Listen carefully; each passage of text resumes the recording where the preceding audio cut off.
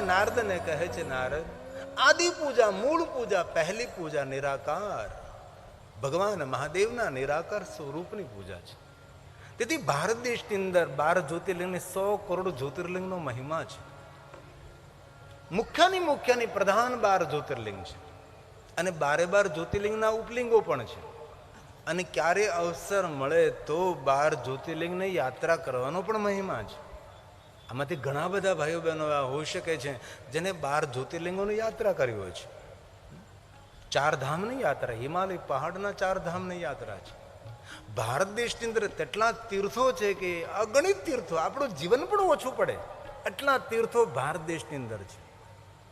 પણ ઘણા તીર્થોની જાણ આપણને ન હોય તો એ તીર્થો સુધી આપણે પહોંચી શક્યા નથી. અને એક એક તીર્થની ઉર્જા, તેનો મહિમા અલગ હોય છે. અમે હર વર્ષે એક જ્યોતિર્લિંગમાં કથા કરીએ. 12 જ્યોતિર્લિંગોની અંદર અલગ અલગ સ્થાને કથા થતી હોય છે. અને વધારે જ્યોતિર્લિંગોમાં કથા કરનાર અમારે એક મારવાડી જગદીશભાઈ ખાટુવાલા છે. આમ જયપુરના વતની, પણ એ જામનગર તેની કર્મભૂમિ છે. એ માણસે ભવ્યતા અને દિવ્યતાથી જ્યોતિર્લિંગોમાં હર વર્ષે કથા કરાવે છે. અને એ માણસનું જો જીવન આપણે જોયું તો આપણને પ્રેરણા મળે કે માણસ કેટલું કરી શકે છે. આપણે તો ઘણીવાર ભગવાનને ફરિયાદ કરતા, ભગવાન ત્યાં મને કાંઈ નથી આપ્યું, ભગવાન મારી પાસે કાંઈ નથી. આ 12 જ્યોતિર્લિંગમાં કથા કરાવનારો જગદીશભાઈ ખાટુવાલા, આ માણસને નાનપણથી એક આંખ નથી. વિચારો તમે, માણસ શું ન કરી શકે? પણ નિષ્ક્રિય માણસ, આળસુ માણસોની એક અપેક્ષા પૂરી નથી થતી. આળસ એ ભૂતનું કારખાનું છે. આળસ એ શૈતાનનું ઘર છે. જેટલા દુનિયામાં કોઈ પણ ક્ષેત્રમાં સફળ થયા છે એમને પુરુષાર્થ કર્યો, તેને મહેનત કરી છે, તેને જીવનમાં કંઈ કર્યું છે, ત્યારે એ ઊંચાઈ ઉપર પહોંચ્યા છે. પણ સફળ માણસોના દુઃખ અને વેદનાને કોઈ જાણતા નથી હોતા. આ જગદીશ ખાટુવાલાને નાનપણથી એક આંખ નહીં હતી, બીજી આંખમાં 15% જ દેખાય. ભરપૂર ડાયાબિટીસ, બંને કિડની ખરાબ, આખી રાત્રિ ડાયાલિસિસ ચાલે, દિવસમાં તેનો કારોબાર સંભાળે. અને કારોબાર સંભાળતા લાખો રૂપિયાનો ખર્ચ કરી અને જ્યોતિર્લિંગોમાં આવી ભવ્ય કથાનું આયોજન પણ કરી શકે છે. માણસ શું ન કરી શકે? આત્મબળ આપણી પાસે ગજબનો હોવું જોઈએ. દુનિયામાં આવા માણસો પ્રેરણા આપનારા માણસો હોય છે. અને ભીમાશંકર એ સહાજરી પર્વત ઉપર મહારાષ્ટ્ર ડાકીની વનમાં છે. જેના જંગલ ખાતાના સાહેબોને મળવાનું થયું. મેં કહ્યું કે આપનું જંગલ બહુ સુરક્ષિત છે. ત્યારે એમને બહુ સરસ વાત કરી કે આ જે ડાકીની વન છે એના રક્ષક અમે જંગલ ખાતાના સાહેબો નથી. આ ડાકીની વન છે તેની રક્ષક પરમ શિવની ભક્ત ડાકીની શાકીની છે, જે મહાદેવની પરમ ભક્ત છે. તેથી આપણે બોલીએ ડાકીન્યા ભીમાશંકરમ.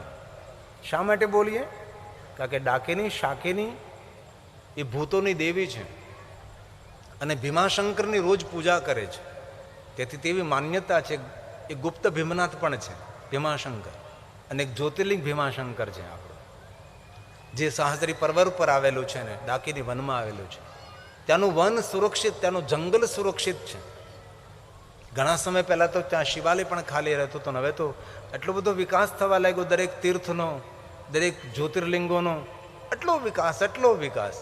2009માં અમે લોકો શિવકથા કરવા માટે કાશી ગયા હતા.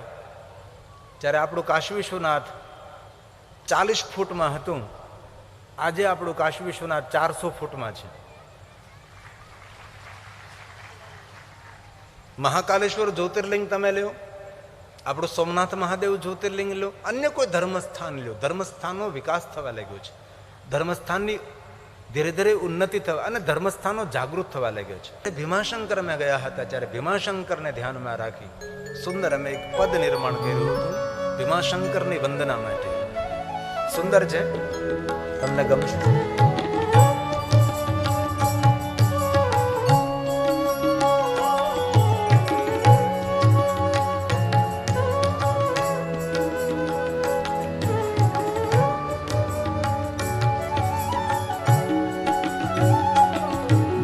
भीमा शंकर हरे जय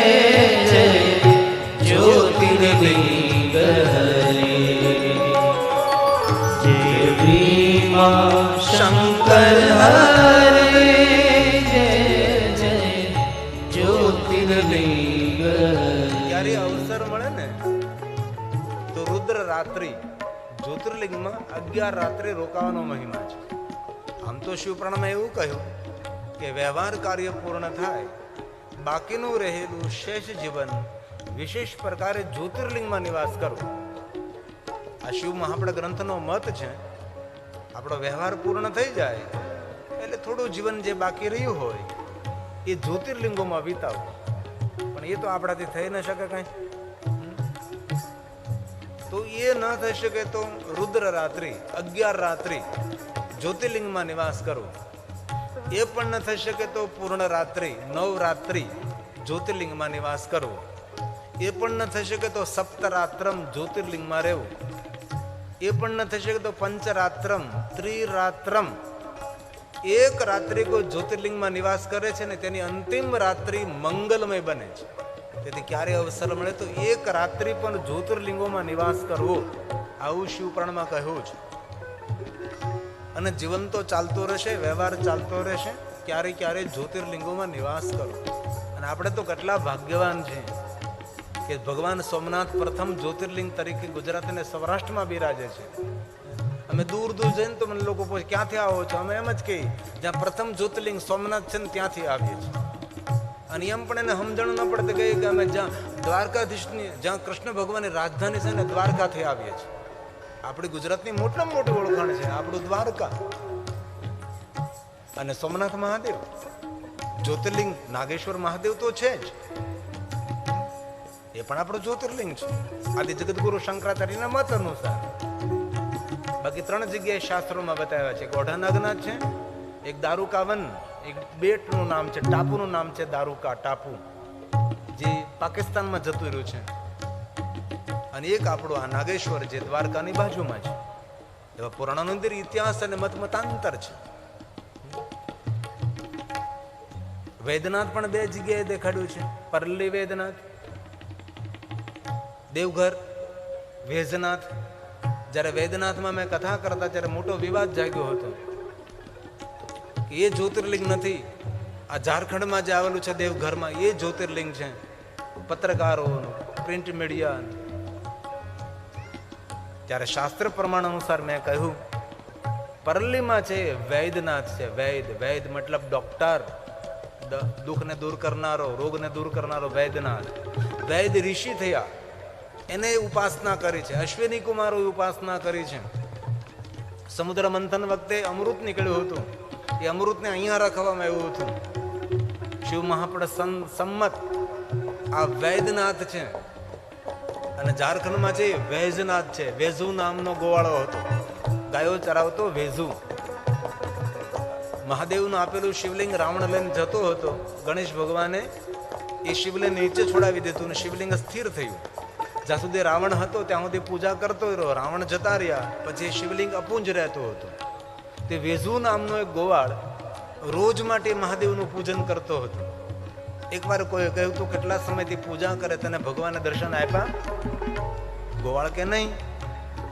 તો કેવી રીતે દર્શન આપે? તો જેવી રીતે તું પશુને દંડે વડે મારે છે ને એવી રીતે એને માર.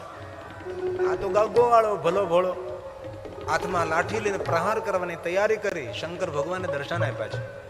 અને મહાદેવે કહ્યું છે કે ગોવાળ, આ શિવલિંગ કોઈ નામથી પ્રસિદ્ધ નહીં હતું, પણ તારું નામ વેજુ છે, તેથી તારા નામથી હું પ્રસિદ્ધ રહીશ.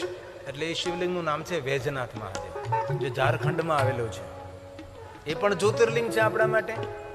પરલી મહારાષ્ટ્રમાં આવેલું છે, એ વૈદ્યનાથ છે, વૈદ ઋષિએ સ્થાપિત કરેલું છે. એ પણ જ્યોતિર્લિંગ આપણા માટે છે. તેથી શાસ્ત્ર કલ્પ મતાંતર હોઈ શકે છે, પણ આપણે આસ્થા, આપણો ભાવ એ આપણા માટે પ્રધાન હોઈ શકે છે.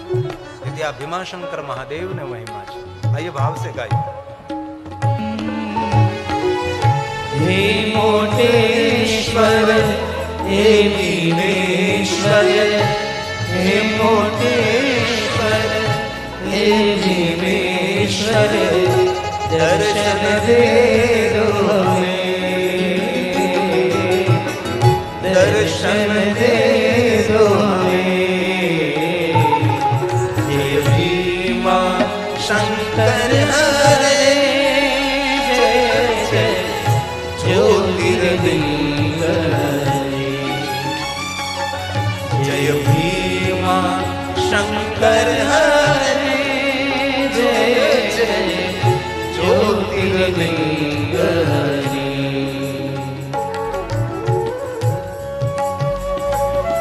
यह भीमाशंकर ऋषि मुनि देवता જેની ઉપાસના જેનું આરાધન કરે છે જ્યોતિર્લિંગ ભીમાશંકરમ ડાકીના ભીમાશંકરમ.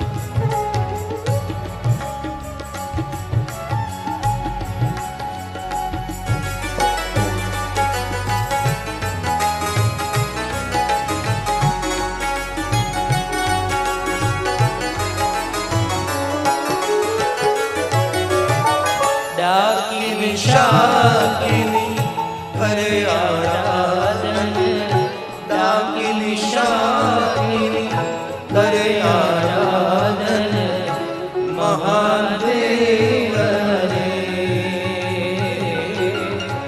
महादेव हरे। जय भीमा शंकर हरे, जय जय ज्योतिर्लिंग हरे। जय भीमा शंकर हरे, जय जय ज्योतिर्लिंग हरे।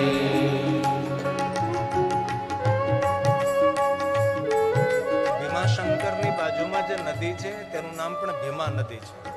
એ સહાદ્રી પહાડ છે. ક્યારેક અવસર મળે તો એ સ્થાન દિવ્ય સ્થાન છે ભીમાશંકર જ્યોતિર્લિંગ. હે મહાદેવ, હે મહાદેવ, હે મહાદેવ.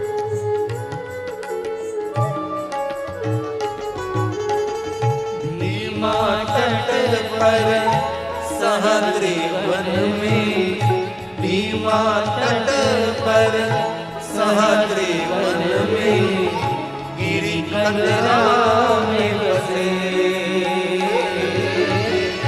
गिरी कंदरा में बसे। भीमा तट पर सह्याद्री वन में, भीमा तट पर सह्याद्री वन में, गिरी कंदरा में बसे, गिरी कंदरा में बसे। जय भीमा शंकर हरे, जय जय ज्योतिर्लिंग हरे। जय भीमा शंकर हरे, जय जय ज्योतिर्लिंग हरे। हे मोटेश्वर जय भीमेश्वर, जय मोटेश्वर जय भीमेश्वर, दर्शन दे दो हमें, दर्शन दे दो हमें। जय भीमा शंकर हरे, जय जय ज्योतिर्लिंग हरे। जय भीमा शंकर हरे, जय जय ज्योतिर्लिंग हरे। जय भीमा शंकर हरे, जय जय ज्योतिर्लिंग हरे। એક શહેર એક ગામ ભારત માટે ગૌરવ છે. ગામડે ગામડે શહેર શહેર મહાદેવ વિરાજે છે. कहीं नगरों में, कहीं महानगरों में, कहीं सरिता तट, कहीं सरोवर के तट, कहीं पहाड़ों के तलेटी में, कहीं पहाड़ के ऊपर, कभी पहाड़ों की गुफा में, कभी घनघोर जंगल में. संख्या न विद्यते सर्वलिंगामय भूमि सर्वलिंगामय जगत. एक वस्तु बહુ શિવપુરાણમાં સરસ કહી છે. કોઈ પણ નદીના તટ ઉપર શિવાલય ન હોય, શિવલિંગ ન હોય, તે નદીનું પાણી નથી પીવાતું. તેથી ભારતની કોઈ પણ નદી હોય એ નદીના તટ પર આ કિનારે અથવા પહેલે કિનારે કहीं ને કहीं મહાદેવજી સ્થાન. આપણે સપ્તગંગાઓના તટ પર અસંખ્ય ભગવાન મહાદેવના શિવલિંગો છે. नर्मदा नदी से लेकर तापी से लेकर माता गंगा यमुना तट तट पर અને બીજી વાત એક વૈષ્ણવો યાદ રાખે, કોઈ પણ ગોકુલ મથુરા વૃંદાવનની જ્યારે તમે યાત્રા કરો છો, રમણ ડેતી જાઓ છો, પણ ગોકુલ મથુરા વૃંદાવનની યાત્રાનું ફળ ક્યાંથી મળે તમને?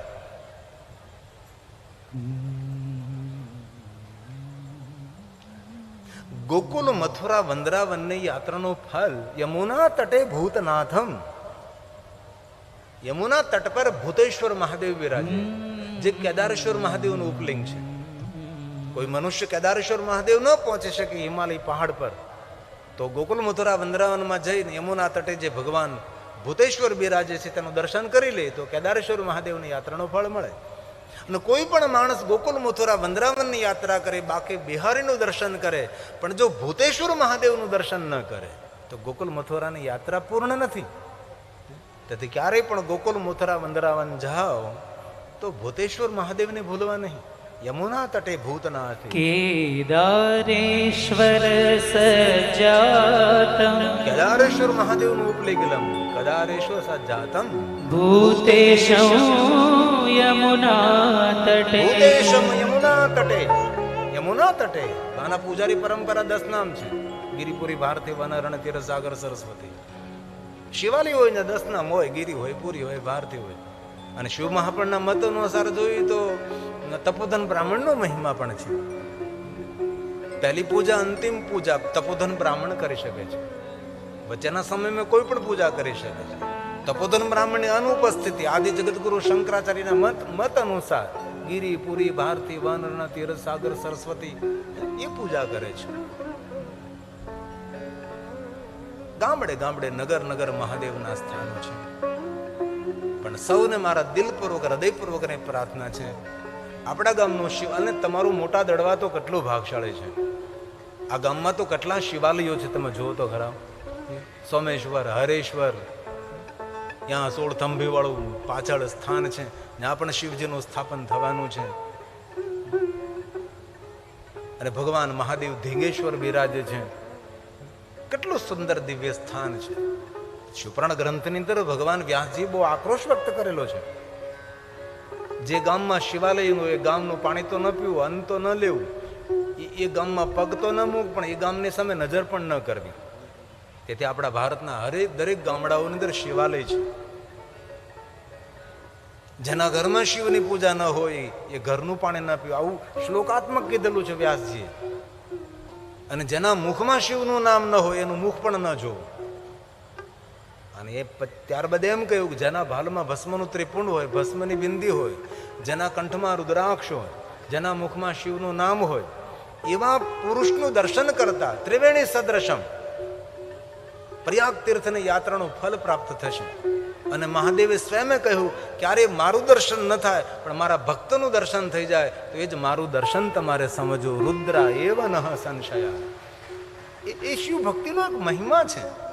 તેથી આપના ગામમાં શિવાલય હોય, રોજ શિવાલય દર્શન કરવા જવું જોઈએ.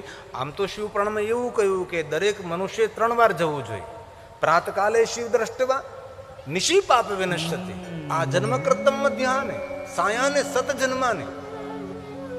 પ્રાતકાલે પણ શિવનું દર્શન કરો, મધ્યાહને શિવનું દર્શન કરો, અને સંધ્યા સમયે શિવનું દર્શન કરો. 3 સમય. અમારા શિવ ભક્તો જ્યારે શિવ સંધ્યા કરે છે, જ્યારે સવારમાં જ્યારે શિવજીનું ધ્યાન કરે છે, ત્યારે શિવજીને ગૌરવર્ણ જોવાના હોય છે, કલ્યાણ કરનારા શિવને જોવાના હોય છે. જે સંધ્યા કરતા હોય એના માટે છે. અને સંધ્યા શીખવી જોઈએ, સંધ્યા કરવી જોઈએ, પ્રાતકાલે શિવજીને યાદ કરવા જોઈએ. જે મનુષ્ય પ્રાતકાલે મહાદેવને યાદ નથી કરતો તે મનુષ્ય પ્રકૃતિના ઋણમાં રહે છે. પ્રકૃતિના ઋણમાંથી મુક્ત થવા માટે 1000ની જીવનના દરેક કામો છોડીને શિવને યાદ કરવા, આ શિવ મહાપડ ગ્રંથનો મત છે. તેથી પ્રાતકાલ જ્યારે સવારમાં સંધ્યા કરી ત્યારે ગૌરવર્ણ શિવ છે, મધ્યાહને જ્યારે સંધ્યા કરો છો ત્યારે રક્તવર્ણ રુદ્ર છે, જે રક્ષા કરનારા છે. સવારમાં છે કલ્યાણ કરનારા છે, બપોરના રક્ષા કરનારા રુદ્ર સ્વરૂપ છે. સંધ્યા સમયે જ્યારે તમે શિવ સંધ્યા કરો છો ત્યારે શંકર છે શાંતિ આપનારા અને શ્યામ વર્ણ છે. આવી રીતે ત્રિસમય શિવજીના રૂપનું વર્ણન કર્યું છે, શિવજીના દર્શનનું વર્ણન કર્યું છે. સવારના શિવ એ કલ્યાણ કરનારા, બપોરના શિવ રક્ષા કરનારા અને સંધ્યા સમયે સાંજના શિવ એ શાંતિ દેનારા છે. આવી રીતે ત્રિકાલ સંધ્યા શિવજીની કહી છે. પણ એ બધું ન જાણી શકે, પણ આપણા ગામમાં શિવાલય હોય, પ્રાતકાલે દર્શન કરીએ સવારમાં તો રાત્રિના પાપોમાંથી મુક્તિ મળે, મધ્યાહને દર્શન કરીએ તો જન્મભરના પાપમાંથી મુક્તિ મળે, અને સંધ્યા સમયે શિવનું દર્શન કરીએ તો 7 જન્મના પાપમાંથી મુક્તિ મળે. આવું શિવ મહાપુરાણમાં કહ્યું છે. પ્રાતઃ કાલ શિવં દ્રષ્ટવા નિશી પાપ વિનશ્યતિ. નિશી મતલબ રાત્રિ, રાત્રિમાં કરેલા કોઈ પાપ હોય એ બધા જ આપણે મુક્ત કરી દે. તેથી ભૂલા વગર રોજ સવારમાં શિવાલયે જવું, અથવા ઘરમાં શિવની પૂજા હોય, જેને ચલિત શિવલિંગ કહેવાય, એમનું દર્શન કરી લેવું. શિવાલય દૂર હોય જવું જોઈએ શિવાલય. और मध्याह्न आजन्म कृतमध्यानि शायानि शतानि च. સંધ્યા સમય 7 જન્મના પાપમાંથી મુક્ત. અને કોઈ પ્રાતકાલ પણ જાય, મધ્યાહન પણ જાય અને સંધ્યા સમય, ત્રિસમય કોઈ શિવનું દર્શન કરે તો મેરુ કાંચન દતાન. મેરુ પહાડ જેટલું કોઈ સોનાનું દાન કરે, ન કરી શકે પણ સમજો કે એટલું કોઈ દાન કરે અને જે પુણ્ય મળે એ પુણ્ય 3 સમય ભગવાન શિવનું દર્શન કરવાથી પ્રાપ્ત થાય.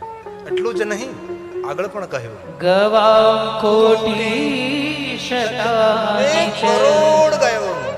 કરોડો ગાયોનું દાન કરે, જે પુણ્ય મળે એ પુણ્ય 3 સમય શિવનું દર્શન કરવાથી. અને આગળ પણ કહ્યું પંચ કોટી તુરંગ. 5 કરોડ ઘોડાઓનું દાન કરવામાં આવે. આ બધું જ પુણ્ય. પહેલા તો હાથી ઘોડાનું દાન કરતા હતા, હવે તો દાનની પૂરી પરંપરા બદલી ગઈ. જે કોઈ શિવનું દર્શન કરે છે તત્ફલં શિવદર્શનમ. તત્ફલં શિવદર્શનમ. તેથી જ્યારે સમય મળે ત્યારે શિવનું દર્શન કરવું. કોઈ પણ સમયે કોઈ પણ મનુષ્ય મહાદેવનું દર્શન કરવા જઈ શકે છે. શિવાલયના મંદિરમાં, આપણા શિવાલયમાં કઈ જગ્યાએ પડદા નથી હોતા. 24 ઘંટા 24 કલાક શિવાલય ખુલ્લું રહે છે. મહાદેવ આપણી રાહ જોવે છે. ભગવાન શંકર સૂતા નથી. શંકર નિરંતર જાગૃત જાગેશ્વર છે. તમારી રાહ જોવે છે કે ભાઈ બેટા એકવાર તો મારી પાસે તું આવ, તારી દુનિયા બદલી દો, તારી ભાગ્ય રેખા બદલી દો, તારા ભાગ્ય ખોલી દો, તો એકવાર તો મારી પાસે આવ. પણ આપણે તો આપણા કામમાંથી ઊંચા જ નથી આવતા. તેથી મારા વહાલા ભાઈઓ બહેનોને મારી બહુ દિલથી પ્રાર્થના છે, જ્યારે સમય મળે ત્યારે શિવાલય હાજરી પુરાવો. દુનિયામાં તમારો કોઈ વાળ વાંકો નહીં કરી શકે. દુનિયામાં તમને કોઈ રોકી નહીં શકે, તમને કોઈ અટકાવી નહીં શકે. શિવાલય ઉર્જા સ્થાન છે. શિવાલય આપણો પ્રાણ છે. શિવાલય એ જીવનું અંતિમ સ્થાન છે. તેથી શિવાલય જવું જોઈએ. અને જ્યારે તમે કોઈ સારો પ્રસંગ કરતા હો ત્યારે જરૂર શિવાલય પર ધજા ચડાવજો. અને જે માણસ શિવાલયના શિખરનું દર્શન કરે, જે માણસ શિવાલયની ધજાનું દર્શન કરે છે, કીર્તિની, ભક્તિની, પ્રતિષ્ઠાની, સંપત્તિની ધજા તેને આસમાનમાં ફરકતી રહે છે. એની પ્રતિષ્ઠા કલંકિત ન થાય. મહાદેવની શિવાલયની ધજાનું દર્શન કરો, શિખરનું દર્શન કરો. અને ક્યારેય અપવિત્ર હોય, સ્નાન ન કર્યા હોય, ઘરમાં જન્મનું સૂતક કે મૃત્યુનું જે હોય તે, ત્યારે શિવાલય ન જવું, પણ દૂરથી શિવજીના શિખરનું દર્શન કરી લેવું, શિવજીની ધજાનું દર્શન કરી લેવું, તો શિવ દર્શનનું ફળ પ્રાપ્ત થાય છે. આ શિવાલયનો અદ્ભુત મહિમા છે. જ્યારે જ્યારે શિવાલય જાઓ, ભગવાનને પ્રણામ કરો અને પછી પરિક્રમા કરવાનું ભૂલો નહીં. શિવાલયની પરિક્રમા કરવાથી સકારાત્મક ઉર્જા મળે છે. શિવાલયની પરિક્રમા કરવાથી દરેક તીર્થોની યાત્રા કરવાનું ફળ પ્રાપ્ત થાય છે. પરિક્રમાનો નિયમ છે, જે પરિક્રમા કરવા જતો હોય તેને બહારની બાજુમાં રહેવું, જે પરિક્રમા કરીને આવતો હોય તેને અંદરની બાજુમાં રહેવું. આવી રીતે પરિક્રમા એક સંખ્યામાં કરવી. જલધારીનું ઉલ્લંઘન ન કરવું, જલધારીથી પાછું ફરી જવું અને ફરી પાછું જલધારીએ પહોંચવું અને તે જલ આંખ અને મસ્તક ઉપર ધારણ કરવાનો મહિમા છે. શિવાલીની પૂરી પરિક્રમા કરવી હોય તો શિવજીને સ્નાન કરાવેલું જલ જલધારી દ્વારા નીચે જતું હોય છે. ત્યાં એક ચંડને બેસાડવામાં આવ્યો. ચંડની હદ પૂરી થાય ત્યારબાદ શિવાલીને પૂરી પરિક્રમા કરી શકાય છે. જ્યાં સુધી ચંડની હદ હોય ત્યાં સુધી શિવજીની પૂરી પરિક્રમા ન કરી શકાય. તેથી શિવાલયની અંદર જ્યાં જલધારા વહેતી હોય છે ત્યાં છંડ સ્થાપિત કરવામાં આવ્યો હોય છે. છંડની હદ પૂરી થાય ત્યારબાદ શિવજીની પૂરેપૂરી પરિક્રમા કરી શકાય છે. આજે શિવાલયના દર્શનનો અદ્ભુત મહિમા.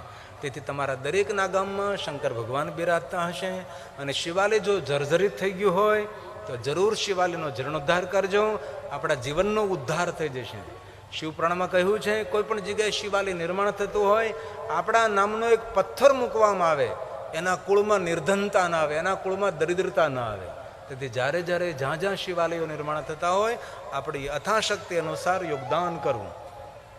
આવી બધી મહાત્મય કથાઓ શિવપુરાણ ગ્રંથની અંદર છે.